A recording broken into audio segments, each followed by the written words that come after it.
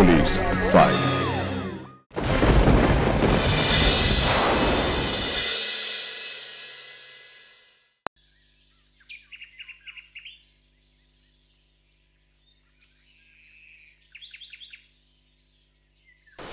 দেখো হবে তো?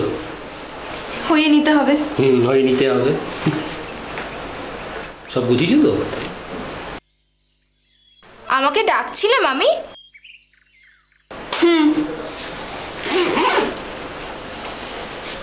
কোথায় ছিলেন আপনি মহারানী?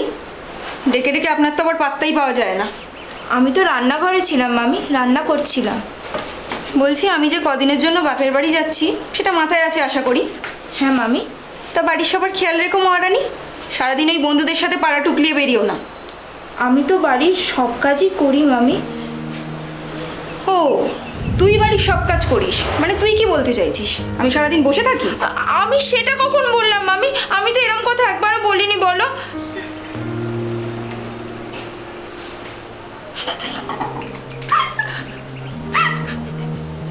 তোকে রাগাতে আমার এত ভালো লাগে না।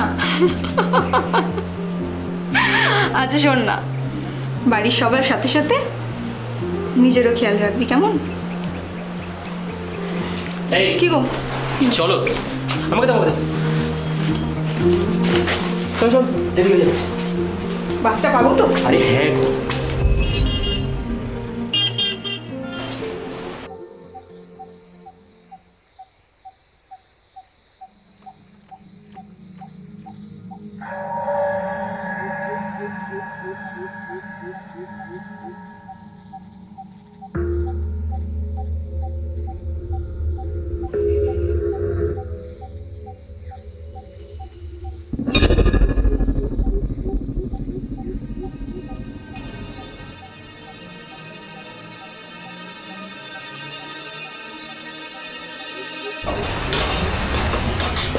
ওই দেখো কাঁদে। হ্যাঁ, খাওয়া নিয়ে কেউ কাঁদে? হ্যাঁ, বোকা মেয়ে কোথাকার।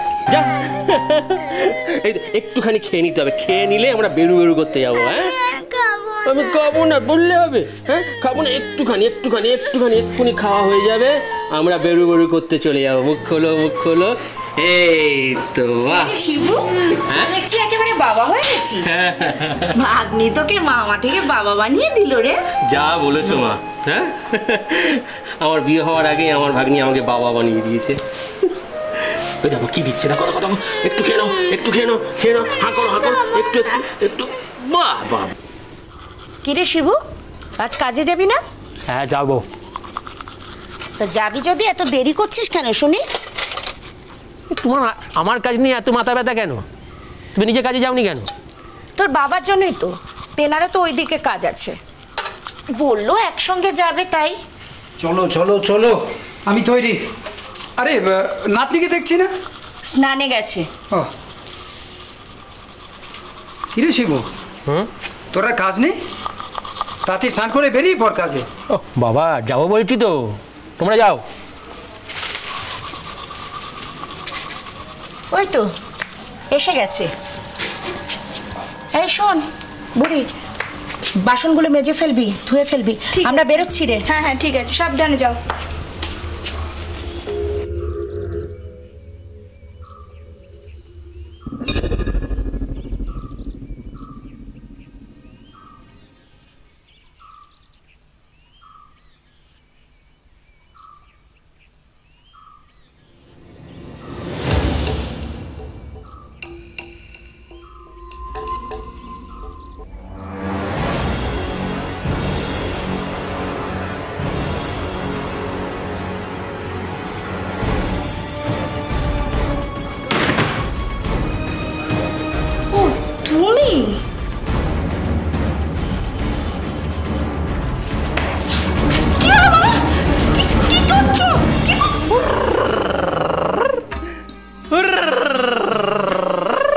শিবু, তোর কাজকর্ম নেই নাকি সব বন্ধ করে দিলি?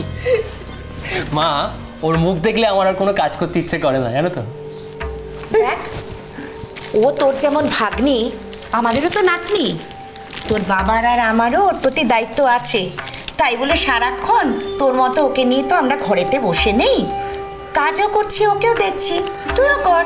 আচ্ছা মা, কাজ ঠিক হবে, এখন তুমি বাইরে চলো তো, এখন খেলার সময়। ঠিক আছে ঠিক আছে, যাচ্ছি যাও যাচ্ছি। যাও, একদম আসবে না।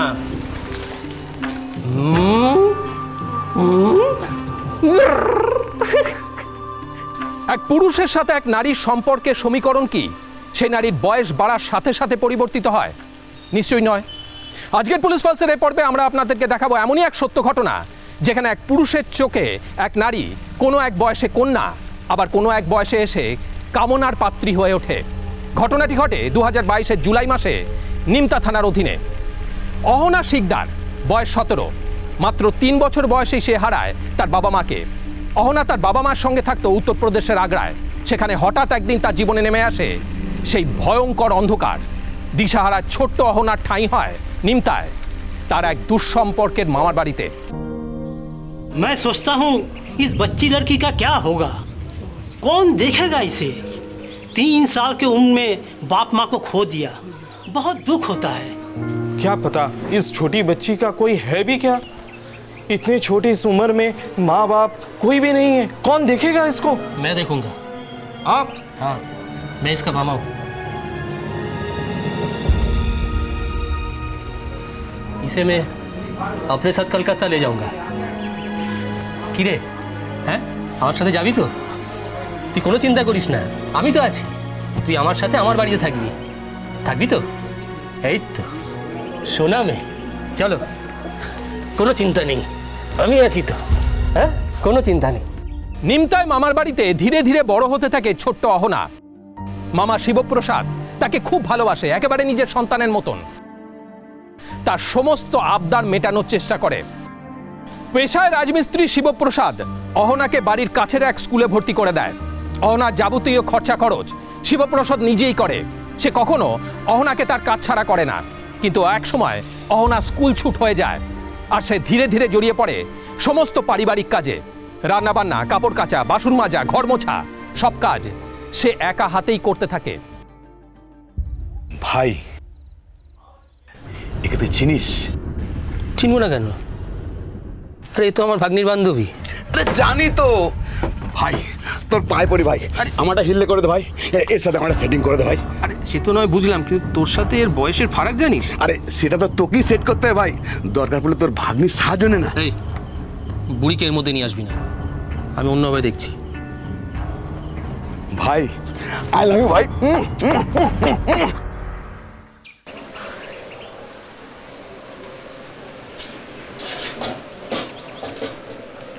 এই বুড়ি, একটা কথা বলতো। কি কথা বলো?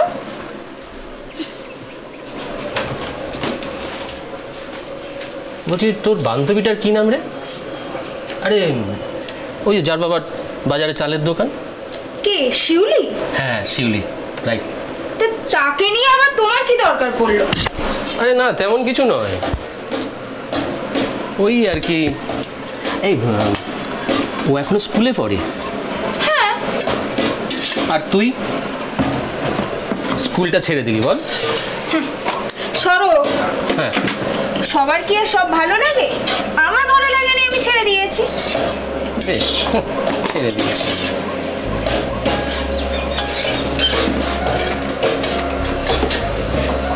এই একটা কথা বলতো, তোর এই বান্ধবীটার কোনো বয়ফ্রেন্ড আছে? কি? আরে বয়ফ্রেন্ড? আমি এসব কিছু জানি না। তুই আমি এমনি জানতে চাইছি, মানে থাকলে বল না। সেটা জেনে তোমার কি হবে? তুমি জানতে চাইছো কেন? আমার আবার কি হবে? আমি এমনি জাস্ট জিজ্ঞাসা করলাম, তোকে দেখি রাস্তায় তাই মনে। না, আমি তো কখনো সেরকম কাউকে দেখি। ও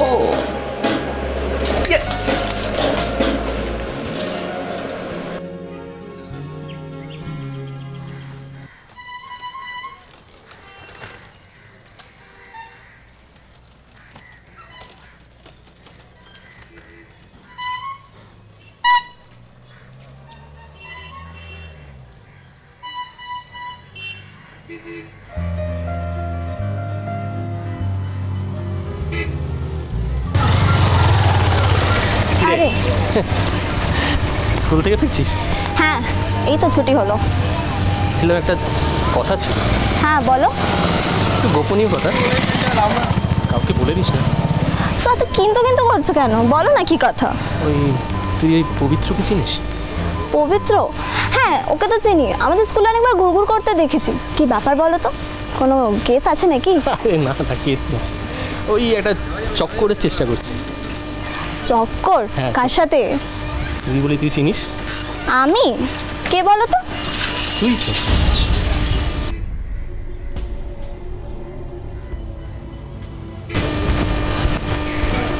শোন না, বলছি তুই কিছু মনে করলি নাকি? আসলে কি বলতো, তুই আমার বুড়ির বান্ধবী হোস তো, কয়েকদিন ধরে জ্বালাচ্ছি যাতে তোকে আমি এই কথাটা এসে বলি। কি রে, কি বলবো? তা ও নিজে এসে কেন বললো না? আরে তুই তো জানিস এইসব কথা নিজের মুখে বলা যায়, এই জন্য বুকের পাটা লাগে। আর যত বড়ই সিয়ানা হোক, এই কথা বলতে গেলে কিন্তু বুকটা একটু দুদ্দুর করে, বুঝলি তো? কি বলি ওকে, বল না। ওকে আমার ভালোই লাগে। শোন না, বলছি তো পবিত্র তো বয়স অনেকটা, মানে আমার বন্ধু তো, অনেকটা ফারাক তো বয়সের, তোর কোনো অসুবিধা নেই তো? সে আমি জানি, তাতে আমার কোনো আপত্তি নেই। কি বলছিস? বলছিলাম ও বারবার একটা শেষে বলছিল কি যে কোথাও যদি দেখা করা যায়। আচ্ছা ঠিক আছে, ওকে কালকে স্কুলের সামনে আসতে বলো। দারুণ।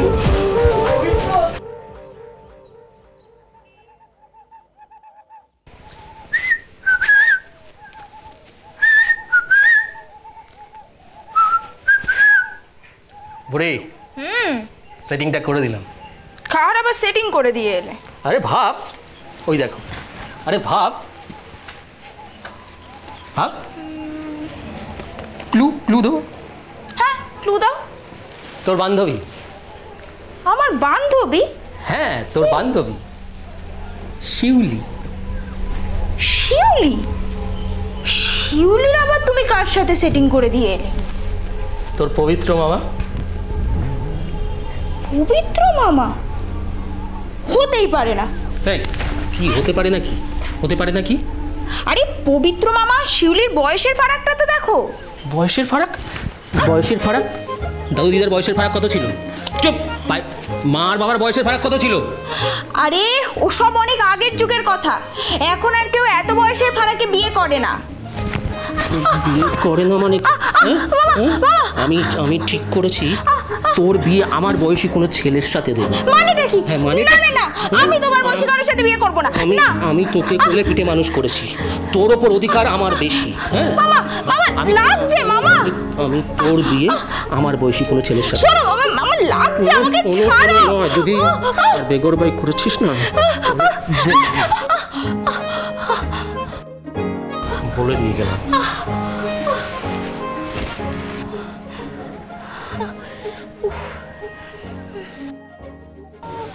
দেখ দেখ কিরকম খাচ্ছে, দেখ কি সুন্দর রে। কি রে বুড়ি, এখন এখানে রান্না বান্না নেই? আরে না গো কাকি, আজকে দিদা রান্না করছে, আজকে আমার ছুটি। বেশ। আচ্ছা আজ তবে দিদা রান্না করছে। তা হ্যাঁ রে, হঠাৎ দিদা রান্না করছে কেন? কোনো স্পেশাল ব্যাপার আছে নাকি? আমিও তাহলে তোর বাড়ি যাই। আরে না রে না, কোনো স্পেশাল ব্যাপার ট্যাপার কিছু না। আসলে ব্যাপারটা হচ্ছে দিদার আজ কাজের বাড়ি থেকে ছুটি আছে, দিদা বললো তাই আমি রান্না করি। আমিও ভাবলাম তোর সাথে গল্প করতে চলে আসি। খুব ভালো করেছিস। এই মেয়ে এদিকে আয়, সেই কখন তো স্নান করেছিস, চুল ফুল কিছুই বাঁধিস নি। নে এদিকে ঘুরে বস দেখিনি।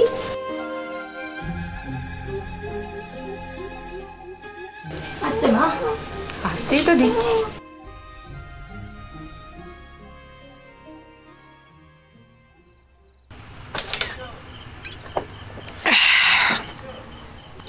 ভাই একটা জিনিস দেখাবো। কি রে? সেদিন শিউলির বাপ মা বাড়িতে ছিল না, ওর বাড়িতে গেছিলাম। তারপর? এদিকে আয় না।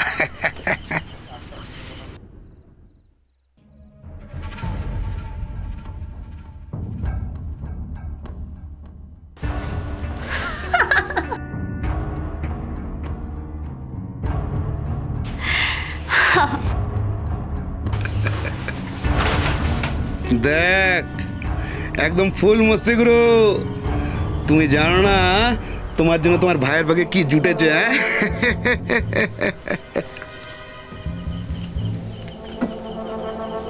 তুই এটা কি করে করলি? তোর লজ্জা লাগলো না? লজ্জা লজ্জা কেমন লাগবে? বস বস বস। আরে শিউলি আমার লজ্জা, আর আমি শিউলি লজ্জা সব ভেঙে দিয়েছি। দেখ গুরু, দেখ দেখ দেখ দেখ।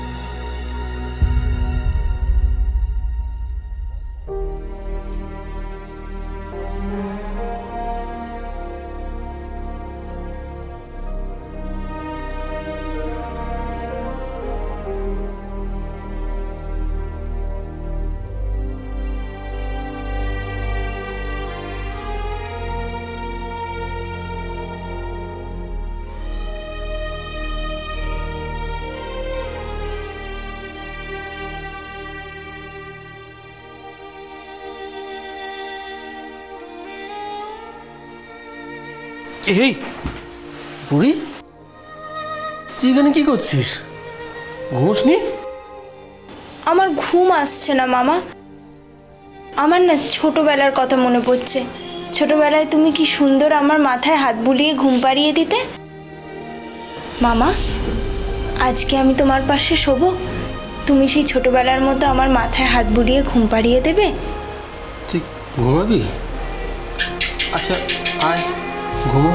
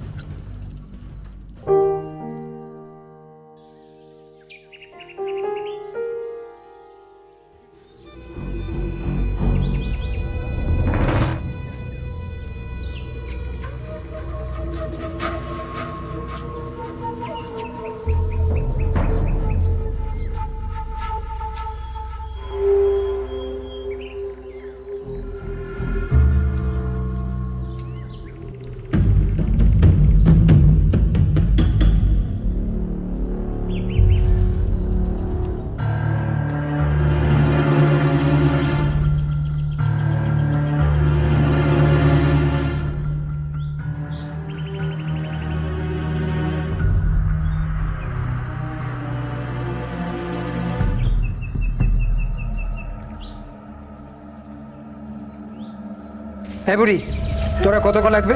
এইটাই তো হয়ে গেছে, এই বাসন কটা মেজে নিয়ে আমি তোমায় খেতে দিয়ে দিচ্ছি। দাঁড়া, তোকে বাসন মাজতে হবে না, তুই ভেতরে যা, আমি মেজে দিচ্ছি। তুই আমার খাবারের ব্যবস্থা কর। আচ্ছা আচ্ছা আচ্ছা আচ্ছা, ঠিক আছে ঠিক আছে, যা তাড়াতাড়ি। হ্যাঁ হ্যাঁ।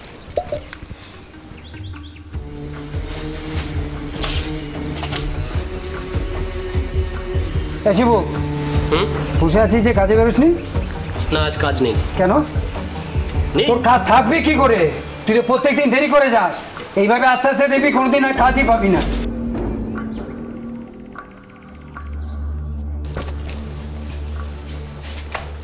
ভাবছি শিবুর বিয়েটা তাড়াতাড়ি লাগিয়ে দিই।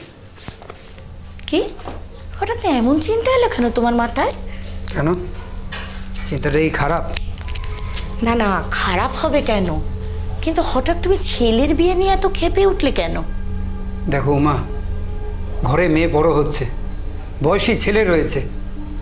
ভগবান না করে যদি কোনো অঘটন ঘটে যায়, তাই আমি তাড়াতাড়ি ছেলের বিয়েটা সেরে ফেলতে চাইছি। কি উল্টো পাল্টা কথা বলছো তুমি? কি বাজে ব্যাপারের দিকে ইশারা করতে চাইছো?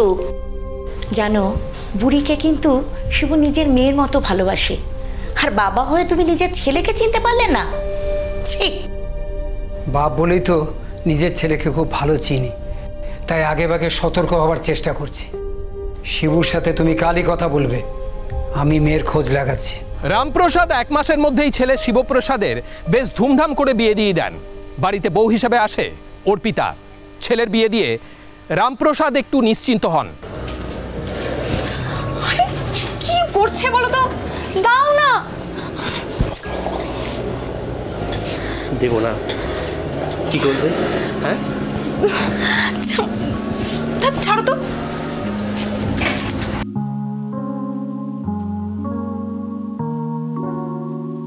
বাবা কি পাগল হয়ে গেলে নাকি বলো তো? আচ্ছা শোনো, এখন ছাড়ো, আগে রান্নাটা শেষ করি। না, কেন? বুড়ি তো আছে। বুড়ি কোথায় গেছে? হ্যাঁ, কে তোমার আদরের ভাগ্নি? হ্যাঁ। সে মহারানীর কি আর সময় আছে গো? সে গেছে তার বান্ধবীর বাড়ি। বান্ধবী? কোন বান্ধবী বাড়ি গেছে? ওই পিউদের বাড়ি গেছে, বললো তাড়াতাড়ি চলে আসবে। বৌমা, বৌমা,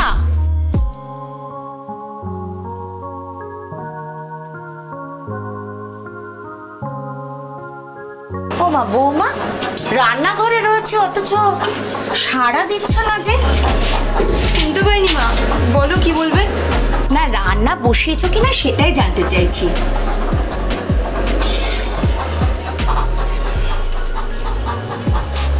বৌমা, তুই এখানে কি করছিস রে এই সময়? ও, আমি খুচরো পয়সা খুঁজছি। খুচরো পয়সা? হ্যাঁ, এখানে পড়ে গেছে। এখানে খুচরো পয়সা পড়লো কি করে? সে তোমার ওই বৌমাকে জিজ্ঞাসা করো।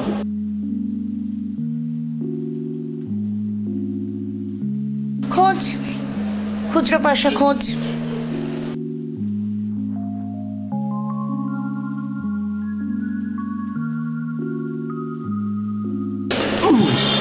আবার এখনো শিক্ষা হয়নি? না, আমার শিক্ষা হয়নি। আচ্ছা শিউলি, তোর আমার মামার বয়সী একটা লোককে কি করে পছন্দ হলো বলতো? কিরে বল। এটার উত্তর আমি তোকে কি করে দিই বলতো? যেদিন তুই নিজে প্রেমে পড়বি বা ভালোবাসবি কাউকে, তখন তোর বুঝতে পারবি। দেখ তুইও না, আমার না তোর মতো এত বড় বয়সের লোকের সাথে প্রেম হবে না। আচ্ছা বাবা, দেখা যাবে, চল।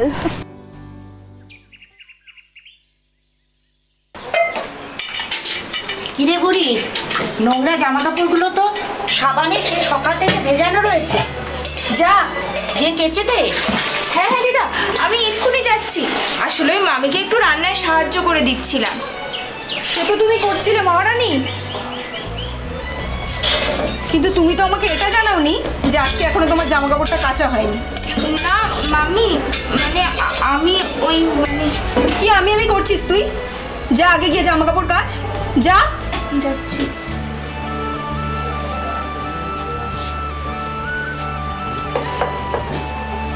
আপনাদেরও বলিহারি যাই মা, মেয়েটার তো বিয়ের বয়স হচ্ছে, এবার একটা ভালো ছেলে দেখে ওর বিয়ের ব্যবস্থাটা করুন। আর কতদিন এই বাড়িতে এইভাবে বসে থাকবে? সে কি আর আমি জানি বৌমা? ওর যা কিছু দেখাশোনা করার সবই তো ওর মামা করে। তুমি বরং তাকেই বলো গিয়ে। আরে একদম গলা টিপে মেরে দেবো। কোনো ছেলে টেলে পছন্দ করা থাকলে সত্যি করে বল কিন্তু। আরে ছাড়ো মামি, কি আজে বাজে বলছো? ও আমি আজে বাজে কথা বলছি? আজে বাজে না, নিজে লজ্জা পাচ্ছে না আমি নাকি আজে বাজে বলছি? কি যুগ এলো। হ্যাঁ বল বল, আমার কাছে কিছু লোকাস না, পরে গিয়ে কিন্তু নিজেই ফেসে যাবে। কিছু থাকলে বল, কাউকে ভালো লাগলে বল, আমি কথা দিচ্ছি আমি তার সাথেই তোর বিয়ে দেবো পাক্কা। এই দেখ আমি মা কালীর নামে শপথ করে বলছি। মামি তুমিও না। আমাকে ডাকছিলে মামি?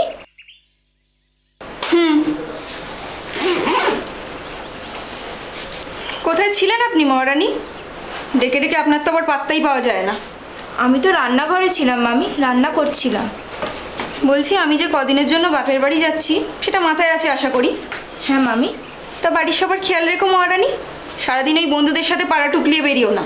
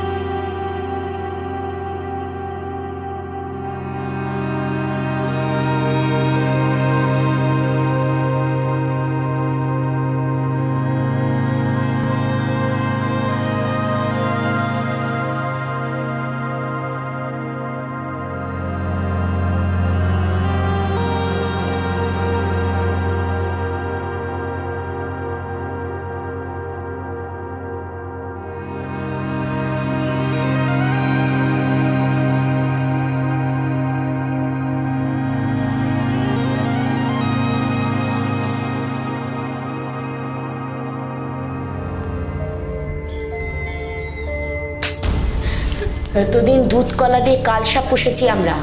যে মামা তোকে নিজের মেয়ের মতো ভালোবাসে, ছোটবেলা থেকে কোলে পিঠে করে মানুষ করলো, সেই মামার নামে তুই এই অপবাদ দিলি? তোর মুখে একটু বাঁধলো না?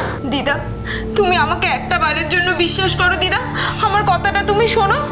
আমিও তো আমার মামাকে আমার বাবা মায়ের চেয়ে কম কিছু মানতাম না, বলো। তা যে মামাকে তুই নিজের মা বাবার মতো মানিস, তার নামে এসব খারাপ কথা বলতে তোর মুখে একটু বাঁধলো না রে বুড়ি? জানিস এই মামা না থাকলে তুই ছোটবেলায় কোথায় ভেসে যেতিস? দিদা তুমি শোনো, দিদা তুমি শোনো, আমার কথাটা একবার তুমি শোনো, বিশ্বাস করো দিদা, আমি সত্যি বলছি দিদা। দিদা তুমি বিশ্বাস করো দিদা। দেখ বুড়ি, তুই যা বলছিস তা যদি বিশ্বাসযোগ্য হতো না তাহলে আমরা সবাই সেটা বিশ্বাস করতাম, কিন্তু এটা বিশ্বাসযোগ্য নয়, অন্তত আমি তো বিশ্বাস করি না। এই এক্ষুনি বেরিয়ে যাবি আমার ঘর থেকে। আমার ছেলের উপর তোর ছায়াও যেন আমি আর কোনোদিন না দেখি। আমি তোর কোনো কথা শুনতে চাই না, দূর।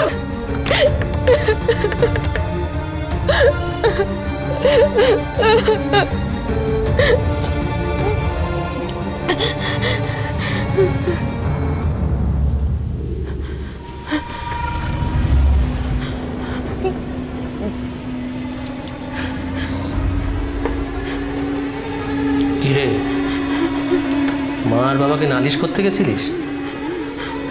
তাও এত রাতে? হ্যাঁ আরে হ্যাঁ কথা বল।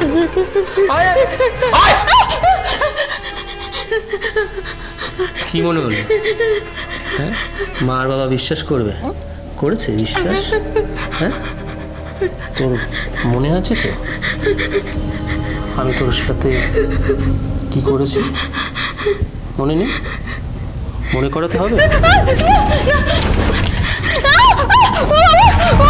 আমার ছেড়ে দাও বাবা, আমি তোমার পায়ে পড়ি, আমার সাথে ঝগড়া কাজ আর করো না বাবা, ছেড়ে দাও। ঠিক আছে, মনে থাকবে তো?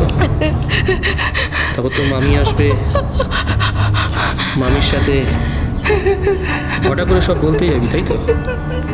হ্যাঁ, তোর মামি কিন্তু এসব বিশ্বাস করবে না। কারণ কি জানিস, আমি তার স্বামী, আমার কথা বিশ্বাস করবে, তোর কথা বিশ্বাস করবে না। মনে থাকবে? হ্যাঁ হ্যাঁ, থাকবে? মনে থাকে যেন।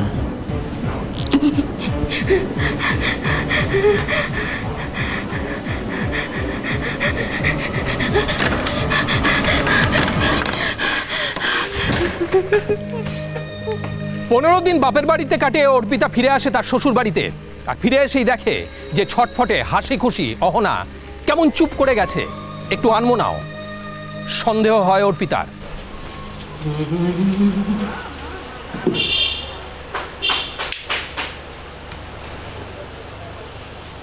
কি ব্যাপার, শোবে না? আমার ঘুম পাচ্ছে না। ঘুম পাচ্ছে না? কে? বাপের বাড়ি 15 দিন ঘুরে এসে সব অভ্যেস কি পাল্টে গেল নাকি?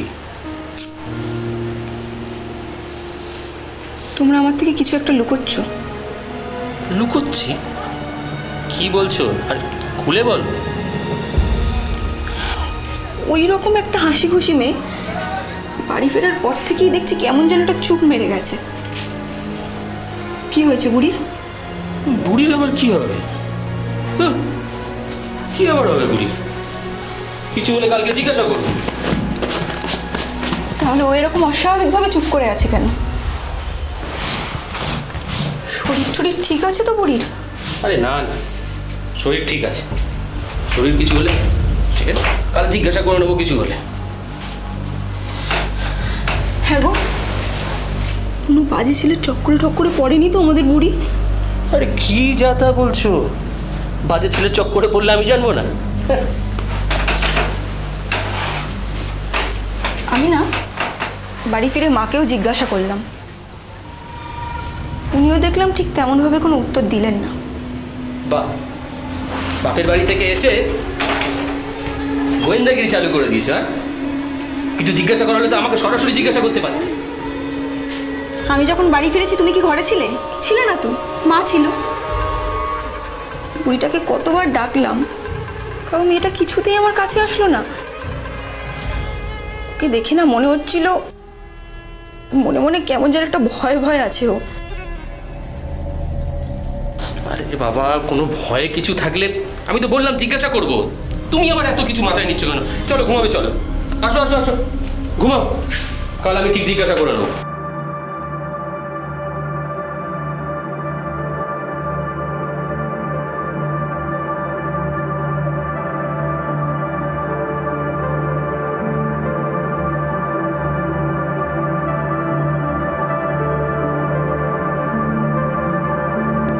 এই শোনো না। হ্যাঁ গো, মেয়েটা কিছু বললো? দেখতেই তো পেলে, বুড়ি কিছুই বলছে না। কিন্তু কেন কিছু বলছে না? আমার না মনে হচ্ছে এমন কিছু একটা হয়েছে যেটাও কাউকে বলতে পারছে না।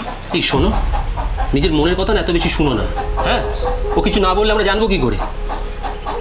সে সকালবেলা বেরিয়েছে, কোনো পেটে কিছু পড়েনি। খাওয়ার ব্যবস্থা করো।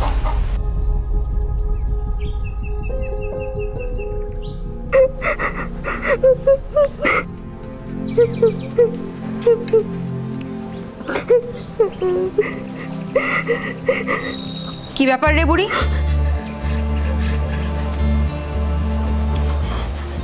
কি হয়েছে?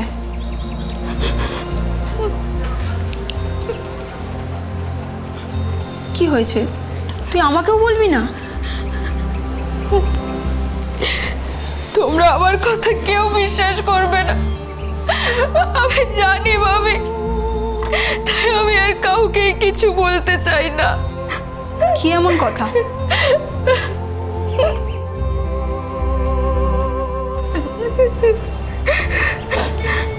কিছু কি হয়েছে তোর সাথে? দেখ, আমাকে কিন্তু কিছু লোকাস না, বল আমাকে।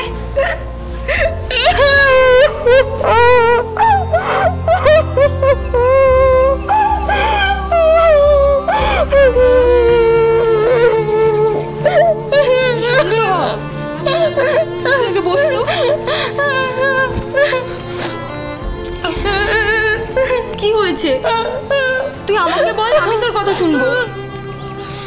আমি তো তোকে বিশ্বাস করি, বল তুই আমাকে মন খুলে বল না।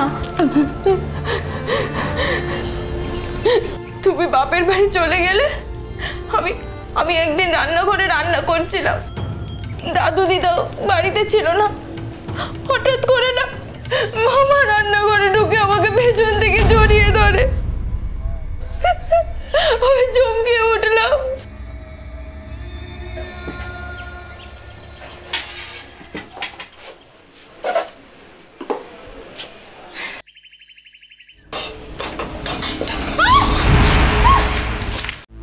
কি বলছিস তুই জানিস? আমি জানি মামি, আর আমি এটাও জানি যে তোমরা কেউ আমার কথা বিশ্বাস করবে না। আর এই ঘটনা না আমার সাথে একবার ঘটেনি। মানে মানে মামা অনেকবার আমার সাথে এই ঘটনা ঘটিয়েছে। বাড়ি ভাগা ফেলেই আমার উপর ঝাঁপিয়ে পড়তো।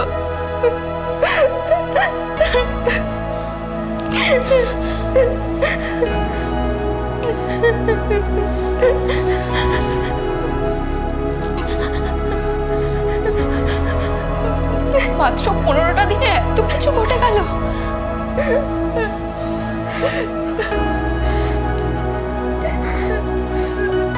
তোর মামা এতটা নিচে নামতে পারে?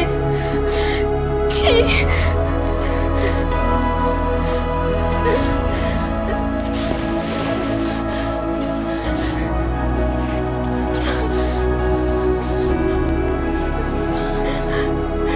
তুই চিন্তা করিস না বুড়ি, আমি তোর সাথে আছি। যে তোর এত বড় সর্বনাশ করলো, তোর উপর এতটা অত্যাচার করলো, তুই দেখিস তার শাস্তি হবেই, কেউ আটকাতে পারবে না।